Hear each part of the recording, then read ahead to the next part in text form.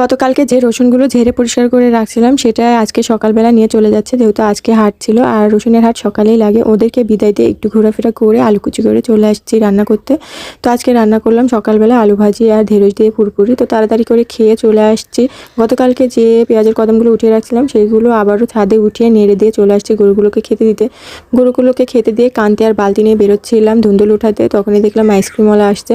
তো এক packet ice cream নিয়ে সেখান থেকে একটা নিয়ে খেতে খেতে চলে আসছি ধুন্দুলের মাঠে। তো আমি বেশি উঠাতে পারিনি, অল্প একটু উঠিয়েছি। এদিকে ক্যারেট সাজানো শেষ আর আমি আর মাঠে নামিনি। তো এখানে বসে বসে মোবাইল টিপছিলাম। দেন এই তো ক্যারেট সাজানো শেষ, সবাই মিলে ক্যারেটগুলো নিয়ে এসে ভ্যানে করে চলে গেল বাজারে বিক্রি করতে। এর সঙ্গে নিয়েছিল ঢেঁড়স। সব কিছু বিক্রি করে আসার সময় নিয়ে আসছিল সমোচা, আর আমরা সবাই মিলে সেই সমোচাগুলো মজা করে খেলাম। খাওয়া দাওয়া করে বাইরে এসে দেখছি দিয়েছে শাশুড়ি মা ধনিয়া, দেন রসুন আর মসুর। তো এই তো তাড়াতাড়ি করে দুপুরবেলা বসে পড়েছি, যেহেতু কদমগুলো অনেক মচমচা হয়ে গেছিলো। তো অনেকটা কষ্ট করে এই তো বীজ সংগ্রহ করে নিলাম।